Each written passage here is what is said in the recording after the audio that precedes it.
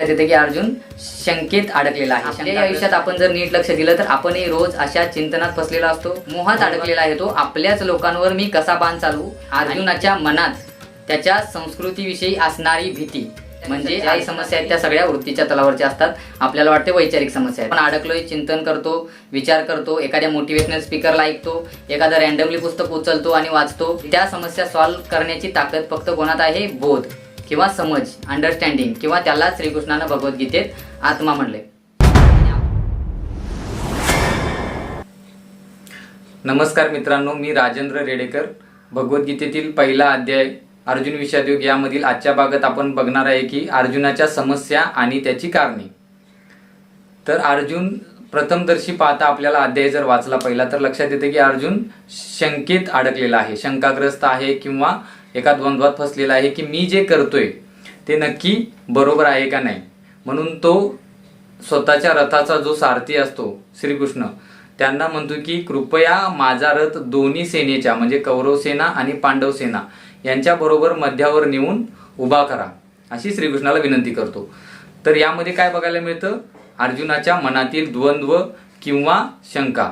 तर आपल्याही आयुष्यात आपण जर नीट लक्ष दिलं तर आपणही रोज अशा चिंतनात फसलेला असतो, द्वंद्वात फसलेला असतो किंवा शंकेत फसलेला असतो. सारखं हे मी जे करतोय ते नक्की बरोबर आहे का, हे करू का ते करू, सारखं आपल्या मनात काही ना काही विचारांनी घर केलेलं असतं. याचं कारण काय आहे मित्रांनो? तर आत्मअज्ञान, म्हणजे आपल्यामध्ये आत्मज्ञान नाहीये म्हणून या समस्या येतात. श्रीकृष्ण जेव्हा अर्जुनाचा रथ कौरव सेना आणि पांडव सेना यांच्या मधोमध नेऊन उभा करतात तेव्हा अर्जुन दोन्ही सेनेकडे बघतो, त्यात उभे असलेले योद्धे असतील किंवा सैनिकांकडे बघतो आणि त्याच्या मनात दोन समस्या घर करतात, एक मोह आणि दुसरं भय. हे कसं बघायला मिळतं मित्रांनो?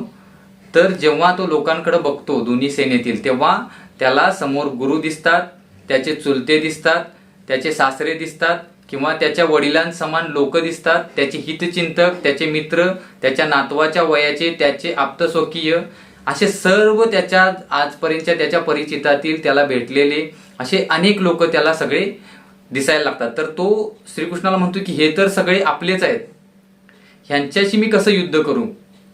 तर या ठिकाणी अर्जुनाचा काय बघायला मिळतोय? मोहात अडकलेला आहे तो. आपल्याच लोकांवर मी कसा बाण चालवू आणि तेही आपल्यावर बाण चालवतील, म्हणजेच आपल्या आपल्यातच एक युद्ध होईल. इथपर्यंत त्याला आतापर्यंत असं वाटत नव्हतं, पण आता त्याच्यावर त्याची जी भावना आहे, कोणती भावना?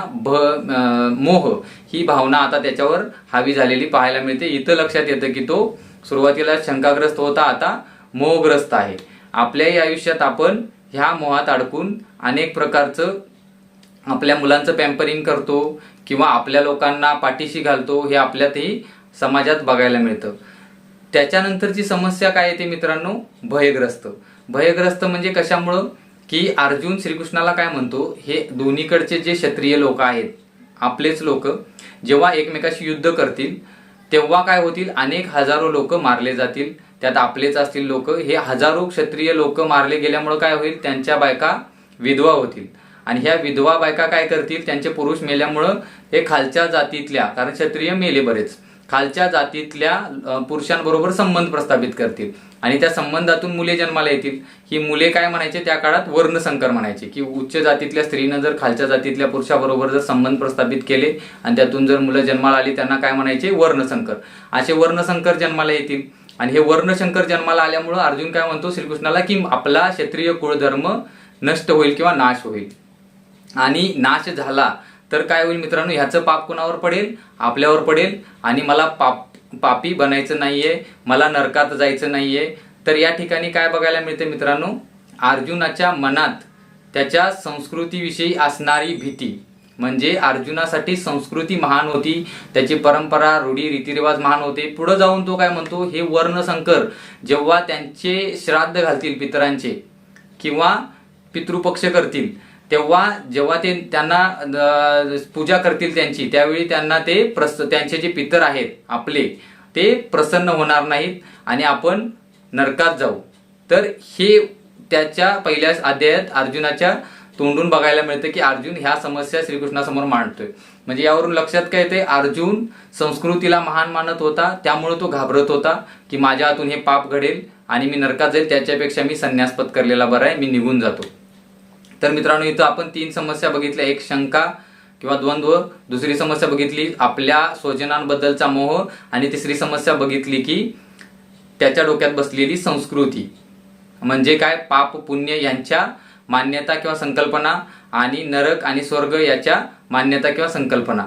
यामुळे तो अर्जुन खऱ्या अर्थानं ग्रस्त होता. मित्रांनो, अर्जुन या ठिकाणी चूक काय करत होता, भय आणि मोह यांना विचारांनी, चिंतनांनी किंवा संस्कृतीतील ज्या मान्यता आहेत, रूढी आहेत, रीतिरिवाज आहेत यानं हरवायला बघत होता. पण ते शक्य होत नव्हतं त्याला, त्यामुळं तो भयंकर त्रासदीत होता. तर मित्रांनो, आपणही आपल्या आयुष्यात असंच करतो की आपल्या ज्या काही रेग्युलर जीवनातील समस्या आहेत, ज्यामध्ये आपण अडकलोय, चिंतन करतो, विचार करतो, एखाद्या मोटिवेशनल स्पीकरला ऐकतो, एखादं रॅन्डमली पुस्तक उचलतो आणि वाचतो, किंवा काही आपण कर्मकांड करतो, एखाद्या ठिकाणी जाऊन नारळ देतो, काहीतरी करतो, काहीतरी करतो आणि आपण असं समजतो की ज्या माझ्या समस्या आहेत त्या सॉल्व्ह होतील. तर असं होणार नाही मित्रांनो. इथं एक लक्षात घ्यायला लागेल की अर्जुनाची समस्या कोणत्या तलावरची आहे, वृत्तीच्या तलावरची. वृत्ती म्हणजे 4 तल असतात, एक स्थूल कर्म, त्याच्यानंतर विचार, त्याच्यानंतर वृत्ती आणि आत्मा. आता जर आपल्याला समजा वृत्तीच्या तलावरच्या समस्या, आपल्या आयुष्यात ज्याही समस्या आहेत त्या सगळ्या वृत्तीच्या तलावरच्या असतात. आपल्याला वाटते वैचारिक समस्या आहेत, आपल्यात समस्या आहेत त्या वृत्तीच्या तलावरच्या आहेत, आणि त्या समस्या सॉल्व्ह करण्याची ताकद फक्त कोणात आहे, बोध किंवा समज, अंडरस्टँडिंग, किंवा त्याला श्रीकृष्णानं भगवद्गीतेत आत्मा म्हणले. आणि आपण काय करतो, ते विचारांनी सॉल्व्ह करायला बघतो, चिंतन करून सॉल्व्ह करायला बघतो. ते शक्य नाही होत मित्रांनो, आणि हीच मूळ समस्या आहे ज्याला श्रीकृष्णानं भगवद्गीतेत संबोधलं आहे. तर स्थूल कर्मांवर नियंत्रण एक वेळ तुम्ही विचारांनी मिळवू शकता, पण विचारांवर नियंत्रण ही भावना हवी होऊन त्यावर नियंत्रण मिळवते. लक्षात घ्या, स्थूल कर्म हे विचारांनी कंट्रोल होतात, विचार आहेत आपले ते भावनेनं कंट्रोल होतात. आणि जर भावना तुम्हाला, भावनेमुळे काही समस्या तुमच्या आयुष्यात येतात, सगळ्या समस्या भावनेमुळेच येतात. ह्या समस्या भावनेवरच्या किंवा वृत्ती तल म्हणतो त्याला आपण, वृत्तीच्या तलावरच्या समस्यांचं समाधान फक्त कशात आहे, आत्मज्ञान.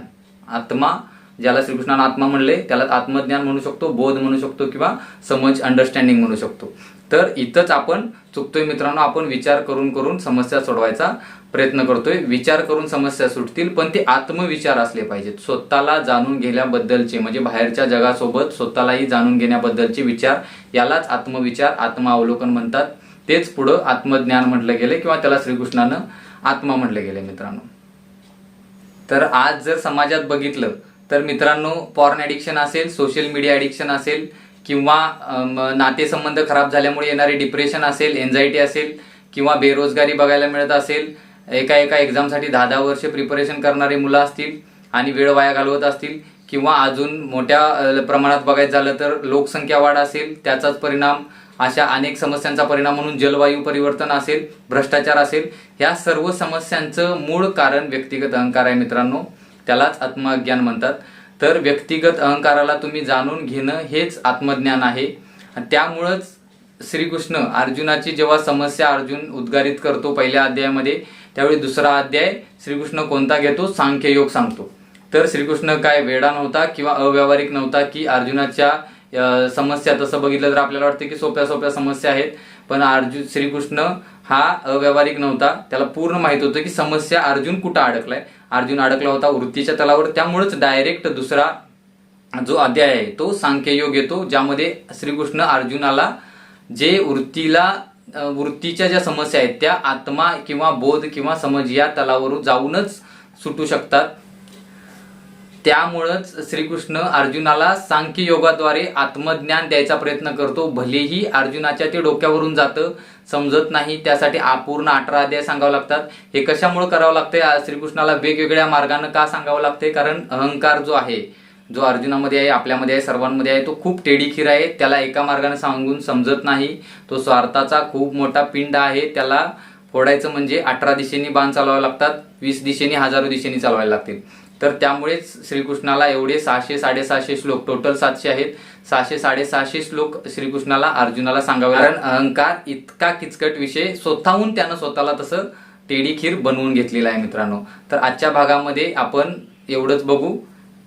धन्यवाद.